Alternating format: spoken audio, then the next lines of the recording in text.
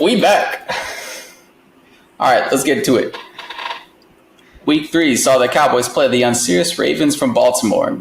But the only thing unserious on Sunday was Dallas's defensive core. Yes, 11 players playing individually is a sure way to get beat, demonstrated by our opponents once again accomplishing the same feat.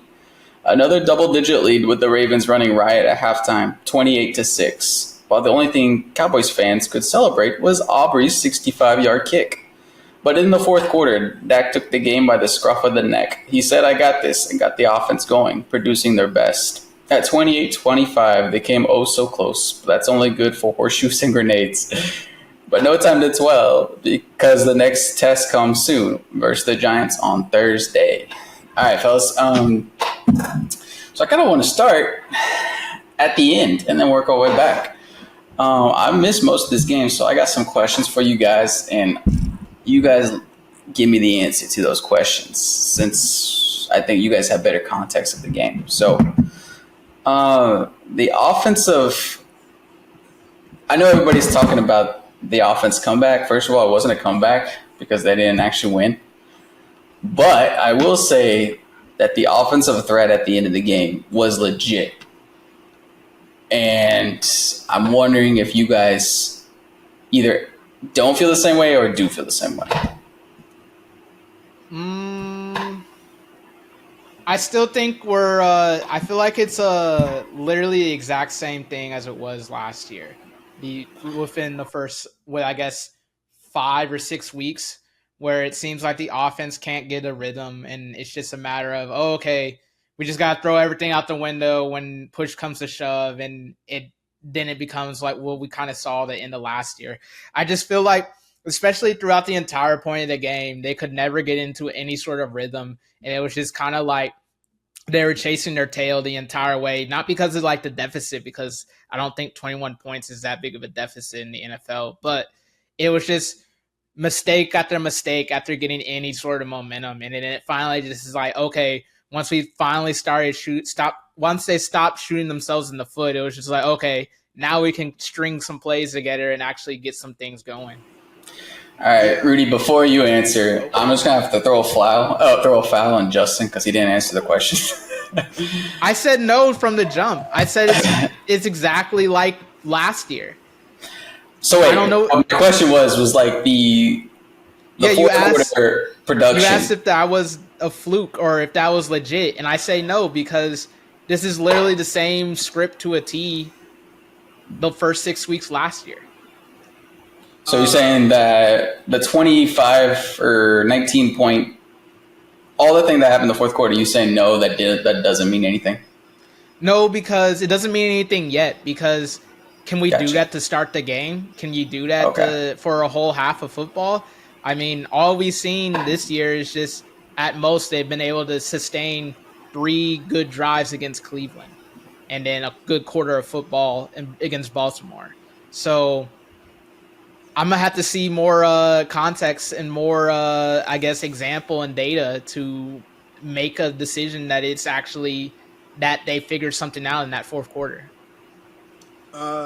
Chief, can you repeat the question for me? Yeah, so basically, I guess the talking point coming out of the game was the comeback means nothing. The comeback means nothing. Now, I was just making a point that it's not a comeback because they didn't win. But what I will say is that it was a threat to the Ravens, and it was their success in the fourth quarter, the Cowboys' offensive success in the fourth quarter. It means something, correct or incorrect? It means that you're in your own way for a lot of the game. And the reason I say that is in that first half, on the first drive, you got Brevin Spanford, who I don't want to see with a star on his helmet for the rest of my life. In drives, he shoots the team not in the foot, in the heart. He's killing me. But this guy is just giving the game away. Like, okay, last week we get down early, and so now we can't run our game plan. All right, well, let's start with the ball. Let's try and do something with it. Mike McCarthy's got his 15 plays lined up. It's a third down. We get it. Oh, wait. I think technically it was a false start. Was it a hold? He had 2 bad penalties, and I forget which one happened at that point. But he ended the drive. On defense, I mean, we knew that a read option between Derrick Henry and Lamar Jackson was going to be extremely difficult to stop. During that entire time, when the Cowboys are coming back and fighting towards the end of the third and into the fourth quarter, the Ravens did not change their game plan. Like, we just started actually being able to defensively stop them every now and then. I mean, they still got down there, and we relied on a little bit of luck with drop passes. But, I mean, we handled the run better in the second half, so that's not luck. And then offensively, we shot ourselves in the foot less. I mean, at the end of the first half, you got CD going deep. There's a pass interference. We should have it at the 1 yard line. We score there. It's a 10-point game going into the second half. Instead, we got rookie Tyler Guyton with the holds. And to Justin's point, the reason I would not say it's the same as last year is just because the offensive line is different in very important parts, and they were kind of poor. Like, Guyton had a hold when he shouldn't. We got too many mistakes going on in general, which we did see in the past, but I don't know, man. I don't want to say it's a fluke because we should have done that in the first quarter anyway. It's just we just shot ourselves in the foot a lot less. So it's not a fluke, and we know who the Raiders are, or Ravens are. We saw them lose to the Raiders last year. We've seen them lose leads in the past. It's not because they took their starters out. They did not. They kept all their starters in. They kept the same plan intact, and we came back into the game. You're right, Chief. We didn't complete the comeback. But, no, it's not a fluke. It's just Dallas in their own way for 3/4 of the game. Okay, so I feel like I might have gotten my answers to this next question, but I'm going to ask it anyway. The offensive slow start to these games, does it come from lack of confidence in the pregame strategy or not execution? Now, I'll provide the answers to what I think I heard you guys say. Rudy, I feel like you're saying it's more of a personnel and just not executing, so maybe that question is phrased incorrectly in your opinion. But Justin, I think also you might be in agreement with Rudy and saying that I'm wrong by asking that question. I think it's just a matter of because you know how everybody wants to talk about run game, running back room, da da da da da da da da. I felt like the first quarter, when they still could run the ball, they were actually pretty okay at it. They weren't that bad. It was just a matter of what Rudy was talking about. I think it was a false start by Ferguson on a third down where it was third and short. Next thing you know, it's third and long. Ends the drive. I think Redmond Spanford has a hold out there that wipes out a decent run. I mean, we all know what happened in the second quarter.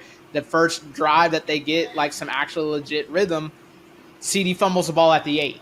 So I don't think it's like the end of the world, but it would be a shame not to be critical because, yeah, that's very sloppy because you could, like, I see the vision. Like, I still think that it's still possible that the offense can do something big this year and that they still have the top end talent, whether it just be force feeding CD and Jake Ferguson. That's a winning formula against, I want to say, 80% of the league, quite honestly.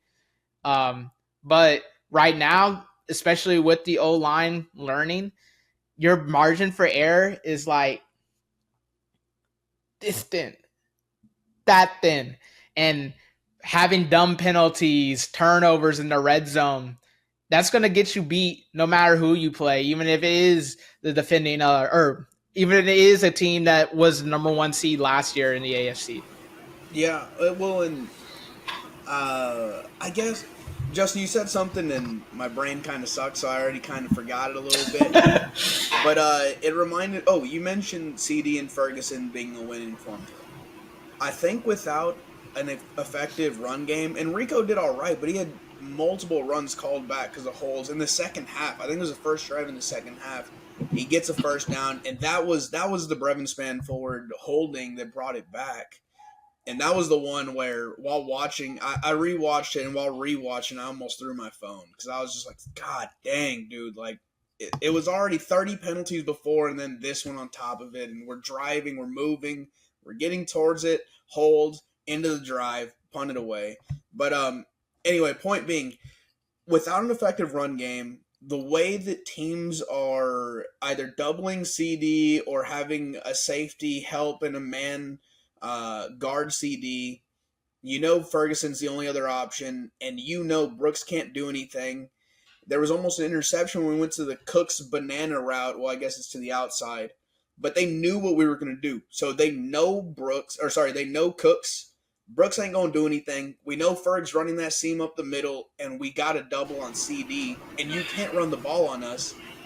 And your O-line sucks. I mean, you almost can't do anything. Like, it's frustrating to watch. All right, so before we get into this defense, let me ask one more question about the offense. Fellas, do we need to apologize to Hunter Lipke? Honestly, yeah. I mean, if they're going to use him like a tight end, hey, I'm all for it. But no more fullback. If John Stevens Jr. isn't going to get healthy anytime soon, I'm cool with no Brevin Spanford at tight end and just making Lipke the third tight end. Because honestly, those 2 catches, he kind of had some in that route on the first one. Oh man, that was pretty clean for a running back / fullback, so to speak.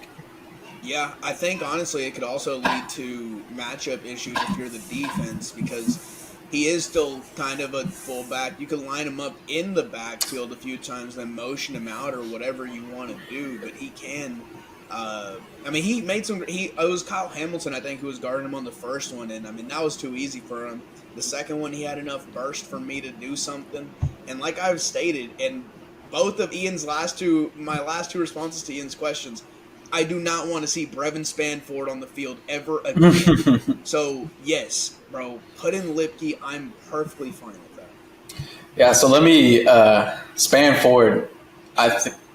I hope politics don't play a role in this, because that man was definitely invested heavily in the offseason. That $500K or whatever, how much it was, moves the needle that much that he got to stay on the field. I hope the span of his Cowboys career and at the Ford Center is over. I'm done with Spanford. Get him out. If this is a merit-based system, he should not be seeing the field. I don't know why John Stephen Jones, or what's his name?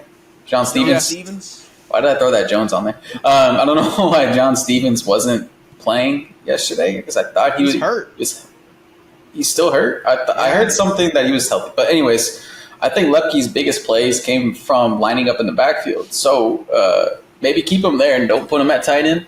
And then put John Stevens where Spanford was. But all right, moving on to the defense. I got one more question, I guess, overall. And that is, this defense's main problems still come from the DQ days, or do they come from Mike Zimmer?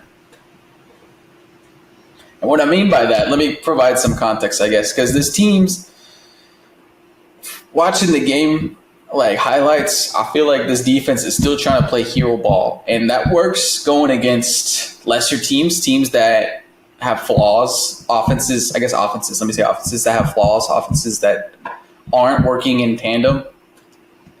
And if you're a good player like Micah Parsons, one man can wreck an offense that isn't functioning with all 11 players. But if all 11 players on offense are functioning, that hero ball shit that came from Dan Quinn, that gambles and stuff like that, is a bigger problem than whatever Mike Zimmer is trying to introduce. So I would definitely lean towards DQ being the issue, because, I mean, the makeup of the majority of your roster is still DQ. I think, like, if you have Dan Quinn coaching the defense for this last game, you get torn up worse, because the way that the run game is set up with that Baltimore runs, and knowing the personnel Dan Quinn would have liked to have had, no, that's a nightmare. And in fact, even one of their biggest plays of the game was to Nelson Aguilar on the outside. Carson jumps at the route, tries to pick it off, doesn't get in. Aguilar runs down the field for like 50, 60 yards and sets up a touchdown. That's kind of the Dan Quinn mentality, the go for broke, right? And so I'm not blaming Kalen Carson on Dan Quinn, but that's what you would have received or would have seen if Dan Quinn is still on the sideline. And like I said, the run defense in the second half was vastly improved. They did break a few, but to Baltimore's credit, their run blocking was great. That Derrick Henry touchdown in the second half was blocked beautifully. And he did have enough quickness and strength just to get by Kalen Carson at the end. I think it was Kalen Carson was the last man. But I mean, it was blocked to where Derrick Henry wasn't touched for 9 yards. It was only a 20-yard run. I mean, it credits to Baltimore, and I do think our run defense was better than what would have been on the field if it was Dan Quinn's defense. Honestly, I don't think the coach ends up mattering. I think it's just a lot of players just not doing what they're supposed to do. I mean, we keep hearing it out of the locker room, whether it be, I guess these are the supposed leaders of the defense, Micah, D-Law, Jordan Lewis, constantly hitting that nail on the head of people's lack of discipline, people's lack of doing their job, that attention to detail. I mean, you could kind of see it on the tape, especially that opening 2 possessions by the Ravens.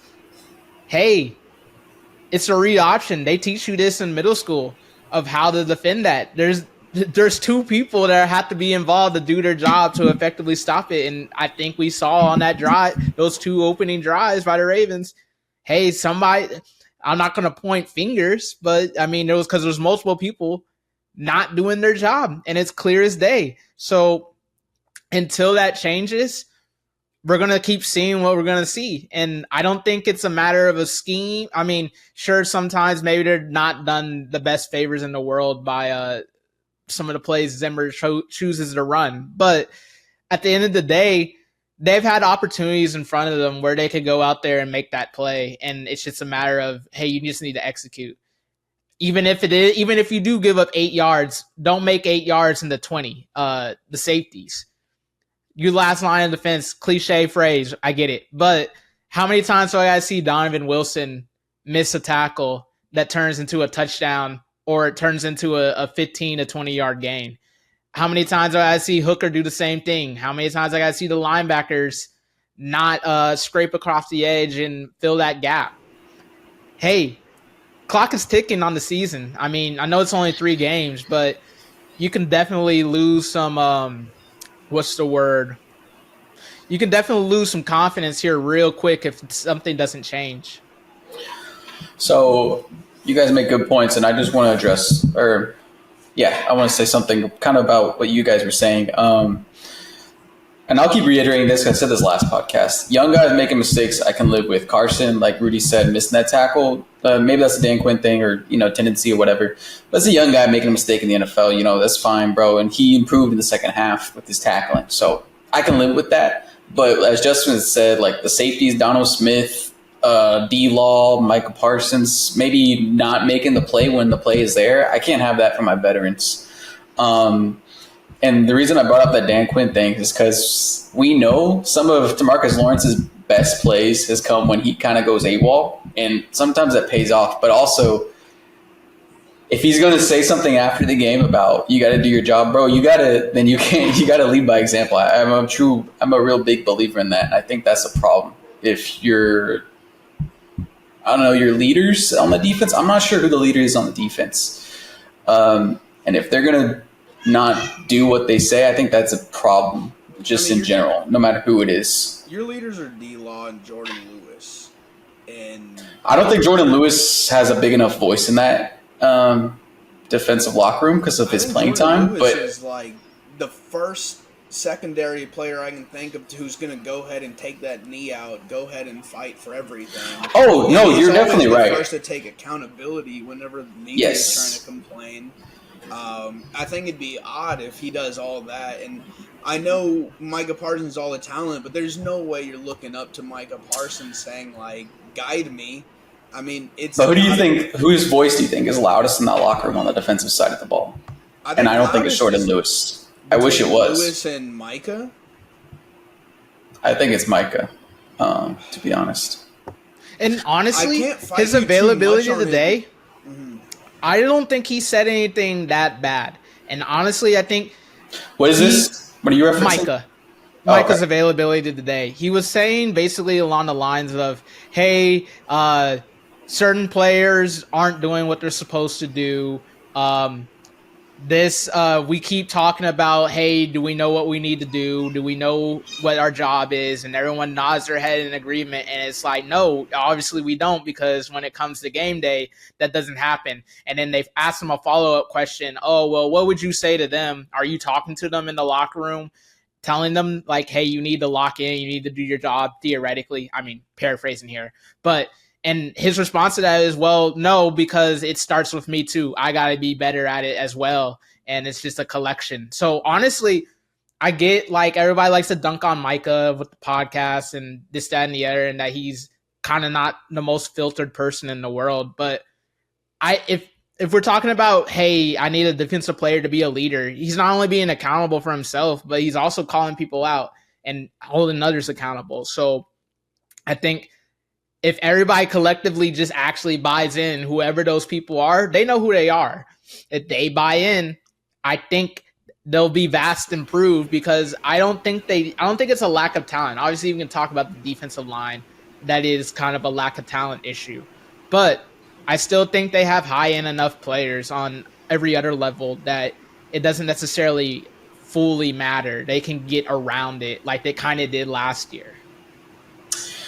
Okay, but I would just say, look on the other side of the locker room, on the offensive side of the ball. And this is why I think that performance in the fourth quarter matters. And what I'm saying about the other side of the locker room is because Dak Prescott is definitely the leader on the offense side of the ball. And that team improved at the end of the game. And that's why I think it has something to do with the pregame strategy of this offense just doesn't believe in it. And we've seen that happen time and time again under Mike McCarthy. But my point is that fourth quarter performance means something, because if these guys are believing in just executing, young guys are going to make mistakes, get beat. But if they keep executing throughout the entire game, you're going to have a shot at the end of the game. You're always going to have a shot with Dak Prescott back there, as long as you do your job back there on the offensive side of the ball. I mean, we saw it when CD was out. They were still, getting points, moving the ball. So there's accountability and there's actual leadership. I think Dak Prescott has that. Defense, let's see it. All right, Rudy. Ian was throwing out a lot of bait that first segment, and I feel like everyone else is throwing out a lot of bait, specifically when it comes to this division. I think we should touch on, who cares about the Giants? I know we played the Giants this week, but I think what a change of perception 1 week does for you. The Eagles, everybody was about ready to run off Nick Sirianni, and now they're a top 10 team in the league, apparently, even though they were a play away from real disaster. And then, boy, oh boy, now all of a sudden the Commanders are contenders for the division just because they beat a team that pretty much has already quit on the season. So I guess let me ask you this. Yes, the Bengals have definitely quit on the season. They're done. Let me ask y'all this. Do we is this rat poison, or is this actual true fruition that the Commanders are something to mess with? Okay, so I'll say this. I think the Commanders are solid. There's so many pieces of that team that is poo cheese. Do not get me wrong. But I do like their quarterback play. They didn't punt once against Cincinnati. Like, not once. So the offense is fine. Mind you, that has nothing to do with Dan Quinn, their head coach. Your favorite coordinator in the league, Justin. No, I think they're fine. Look, I think that they'll finish within a game of the Eagles for sure. Because Philadelphia are frauds. The way that they score 15 points this last week? Don't give me that. It has nothing to do with what I think of Philly. It's more so about the Commanders. Yeah, what you said about the Commanders, bro, that gave both me and Justin stink face, bro, because that was a nasty take. 4 more games for the rest of the year to be within a game of Philly. I think Philly gets 7 or 8, maybe. 7 or 8. The Commanders would need 4 to 5 to get that done. Yeah, 4 to 5 for the rest of the season. 2 plus 5. No, point being, I am 6, not 7. saying the Commanders are winning this division. I think that's disgusting talk. I think that I've never seen a team's value rise so much more as what the Commanders just did from Sunday to Monday, where Sunday It's like, the Cowboys stink. Dang, the Cowboys need to do better. Commanders win on Monday. Oh, dang, you know what? Commanders are better than the Cowboys. Okay, let's take a breath here. Like, I am not that delusional. But that team, I mean, dude, Justin, we have said so many teams are bad in the league. If They're one of everyone's them. bad, but they're the solid of the bad. All right, Yang. I'll let you go. I'll let you take the floor before I give my. They're the best of the bad. Bro, I mean, that shit gimmicky as fuck. So when you come against a real team that knows what they're about, bro. If that man, okay, first of all, Jaden Daniels, hey, good job, bro. You got that stat. That'll hold you, that'll put you in good graces for the season, bro. But I feel like that man ain't going to finish the season healthy. Because, I don't know. He just playing a dangerous game. Bro, did you see his college career? And that man's slight. And, bro, this ain't RG3 era or Colin Kaepernick era where you can run. How about the other team I just compared him to not having a receiver right now? Like, injuries exist. And Philadelphia's dealing with that shit. I know. Well, knock on wood, I guess. I'm tempting fate here, but I think that Saquon is the best player on the team right now, and he's turning up big time. Hey, he is. Hey, running backs matter when Saquon's involved. But go ahead. Continue, Ian. I'm sorry. Nah, I think I said all there is to say about the Commanders, bro. I mean, that shit was nice, but I got another thing. Shit ain't gonna last a season, dude. What are we talking about? I'm sorry, Ian, but Justin said something, and we all agree Saquon, probably the best player on that team. But if Jaden Daniels is getting hurt, can I predict a Saquon injury? I don't want to say that because that shit's nasty. Bro, that shit nasty. Career? You could. No, I don't want to be talking like that because that shit nasty, But, okay, I think there's a way to discredit the Commanders without saying Jaden Daniels is not going to figure out how to slide.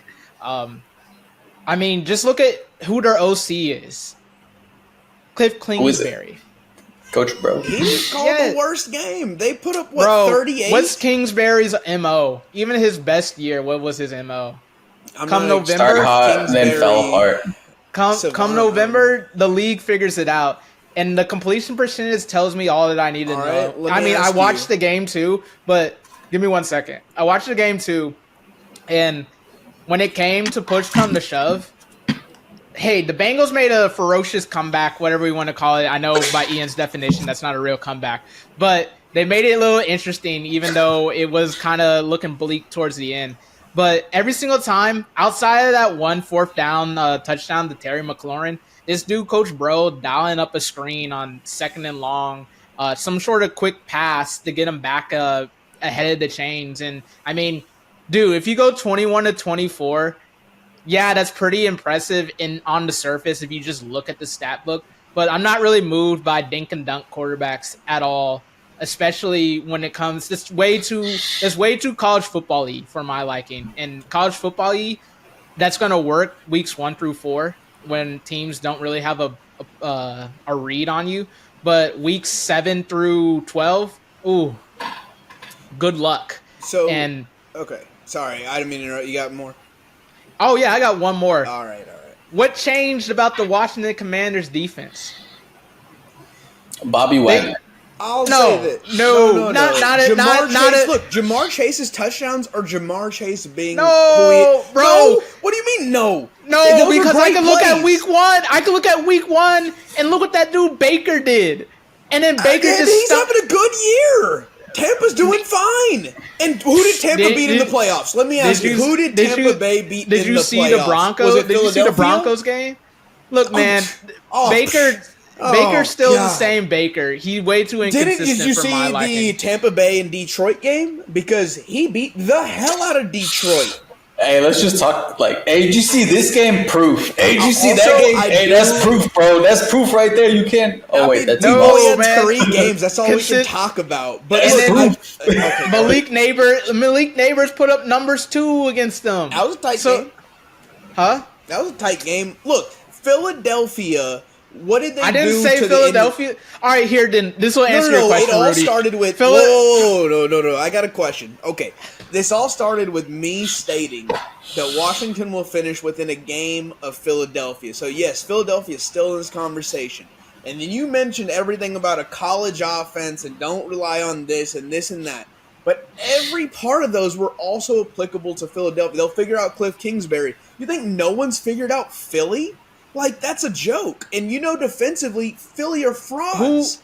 Okay, but who is as good? Who on Washington is as good as Saquon Barkley, AJ Brown, and Devontae Smith? I know 2 and 3 are dead. I was just about to say, but you named 2 who are not on the field and 1 who's guaranteed to be on a cart in the next 4 weeks. Jeez. So what are you Bro, saying? You have to go that far. But as of right now, he's healthy and he's playing well. There's no one on Washington that has that type of high-end I will production. I don't think they need to be because I think the Brian Robinson, Jaden Daniels zone read is working well enough. No. Brian Robinson 100 and something yards last week. Talk soon in 4 weeks, and we'll see if you still toting this Commanders. Matter of fact, talk soon in the Pick'em segment. No, you know what's weird is Rudy said that the only win was they'll finish with 7 wins. I was just blown away by he thinks Philly's going to be that bad. Yeah, bro, Philly's still got 10 wins in them. But dude. Since he had that context, I was overreacting to the fact that he thought the way he said it made me think that they were both 10-win teams or something. No. But I mean, how did Philly finish the season last year, and what has changed? Yeah, so but they're dramatically? too good. Philly's I know Saquon, but look, man. Honestly, it's. I think we should move on to Philly, get off the Commanders, but it's amazing how 2 or 3 plays can change perception in a lock. Well, forget the locker room. Could change perception amongst fans and the media, dude. Philadelphia. They kind of had that second half under control. It looked like that. Hey, this is their game to win. New Orleans doesn't look like they don't want to put the ball in Derek Carr's hands again, and then they kind of made things a little bit difficult for Kamara in that run game. But the fact that when money is on the line the first time, Derek Carr and Chris Olave went through that like knife through butter. Every single time with that secondary, it's the same thing. Every single time. And then obviously, I'm not going to critique that the mesh play actually worked and got the defenders to collide on the big play to get the go-ahead touchdown. But it's pretty amazing that I think it was 3rd and 20 or something like that, and they drew up that play. Had New Orleans played it conservatively and maybe passed it off, and they make a tackle, maybe for a 10-yard gain, that's game. And we're talking about another blown Philly lead and Sirianni kind of tricking up the decision-making when it comes to his aggressiveness. And we're talking about, hey, his seat is kind of hot. Now, it's oh, man, were we a little bit low on Philadelphia? Are they not one of the better teams in the NFC? No, not a chance, in my opinion. No, all right, this is just their win was just kind of the Cowboy effect. Is if you beat a team that smoked the Cowboys, all of a sudden you're good because the Cowboys get all the press no matter what happens. So I feel like that's where it came in. Bro, did you see what they did to the Saints? Bro, who cares about the Saints? You only care about them because of what they did to the Cowboys. But mind you, they put up 15 points. Let's not act like it was 30 this past week. Who, Philly? Yes. Yeah. So, and I also said this. I mean, Nick Sirianni, maybe he was being stupid early, but maybe he just was I'm fucking Dennis Allen to stoop to his level, because when that man had easy points, he said, you know what, let's go for it and run the ball when we haven't run all game instead of taking the points. So that kind of, bravo, Sirianni. That's some mind games right there. Man, that dude Sirianni. Speaking of fired coaches, what did I tell y'all but when the season started in our preview show? Who did I say was on notice? I don't know. Who'd you say? That man Doug P, bro. I told you before they even took a snap that he's done. Go ahead, sir. Oh, yes. No, that's not what I was going to ask. I was going to ask, did you find any any resistance between Ian and I when you said that, because I think we all would agree that Peterson was on notice. Yeah, you're Well, preaching the choir.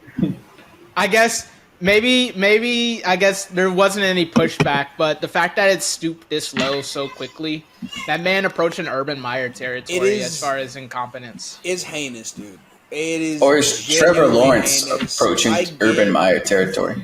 I get, okay, the Bills are really hot right now, but goddamn, the Cardinals gave the Bills a better game on the road. Like, it's atrocious what Trevor Lawrence, Doug Peterson, and Jacksonville are putting together.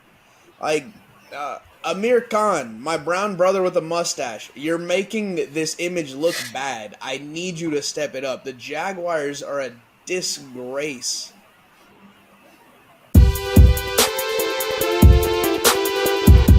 It's time for everyone's favorite segment, the Pick'ems. Ian, I know you got the scores and the standings. How do we do? How we look?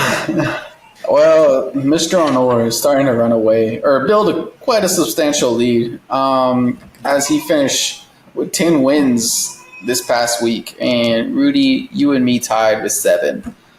So that 3-point win, once again, has given Justin a 6-point lead over second place Chief and a 9-point lead over Rudy. Oh, So we got some games to make up. So let's go ahead and take care of that right now.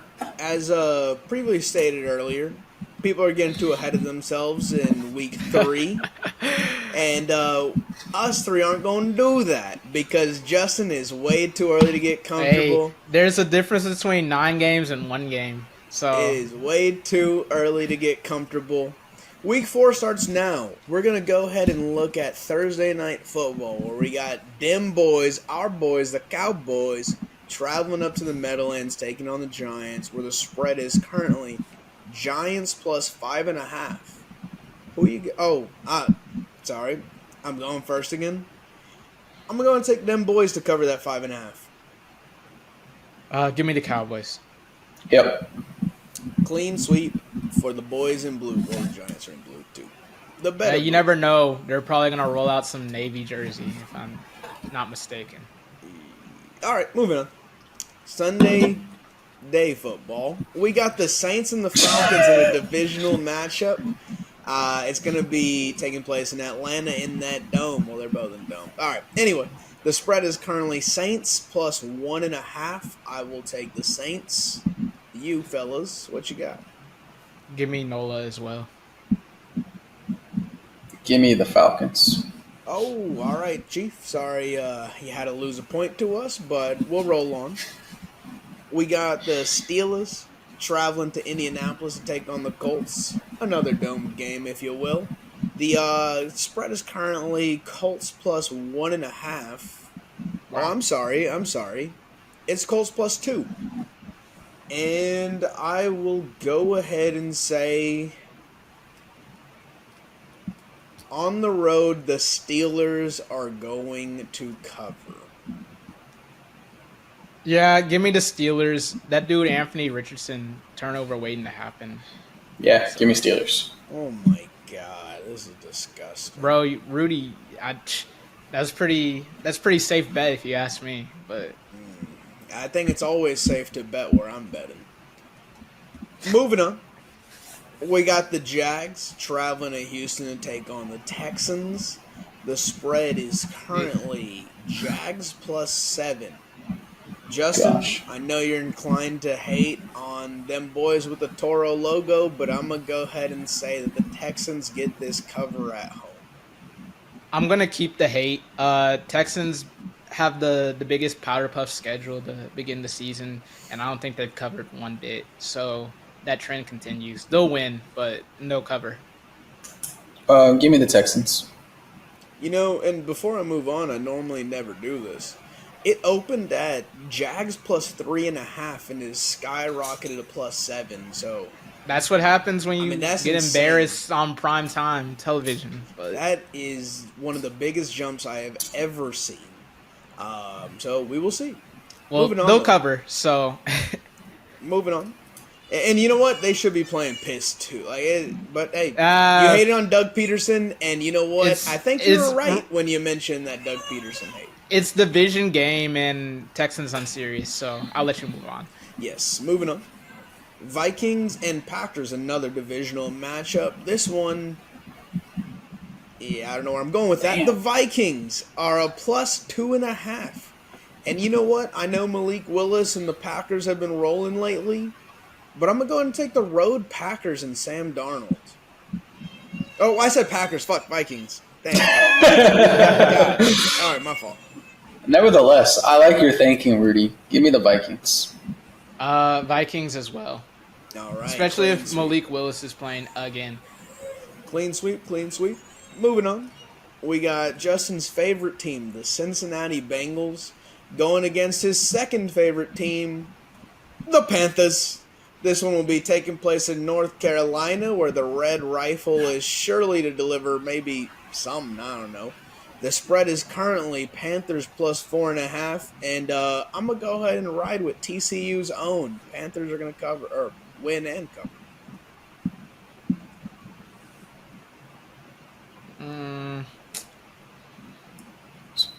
Give me the Bengals. All right, Weezy. We're going to make ground again. Give me the Panthers. Oh, sad day to be someone named Justin.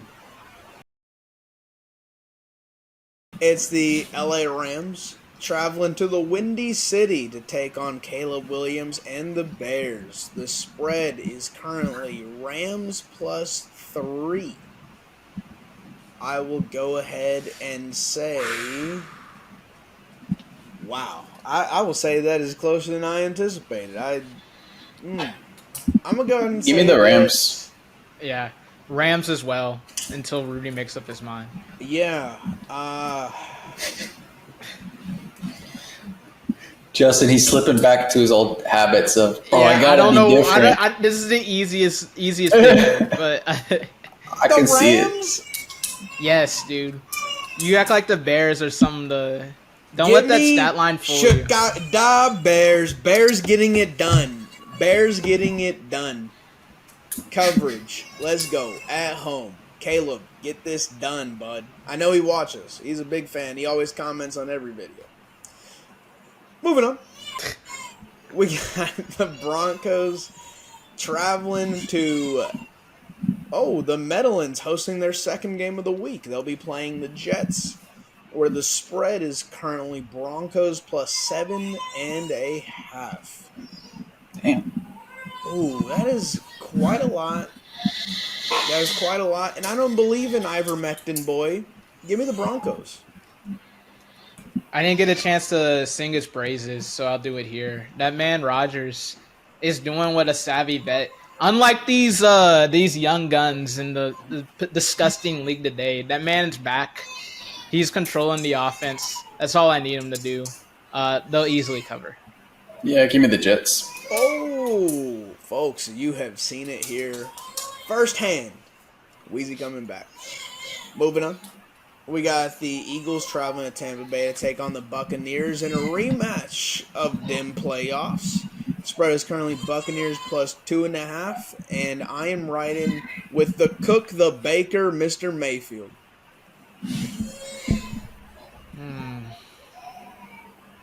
I'll let you go, Ian. Wait, Rudy, you took the Bucks? I did.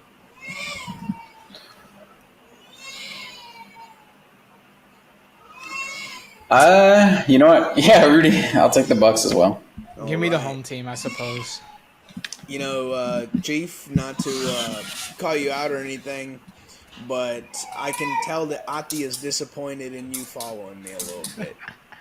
Bro, let's speed this up. Moving on, the Commanders are taking on the Cardinals in Arizona.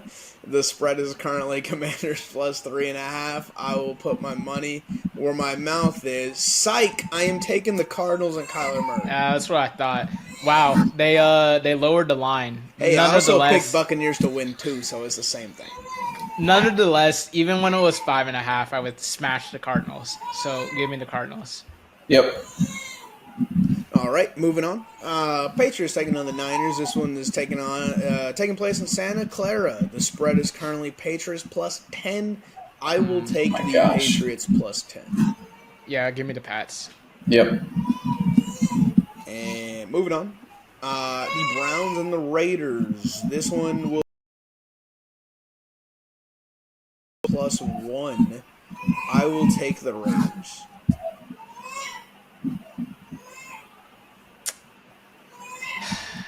Yeah, give me Vegas.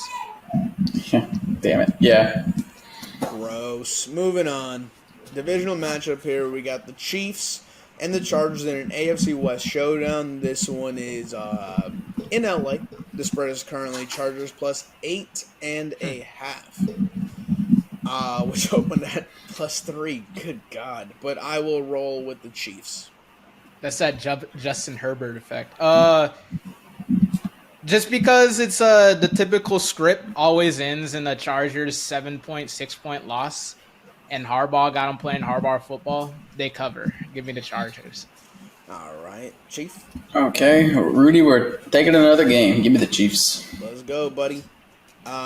Sunday night football. We got the Bills and the Ravens. This one's in Maryland.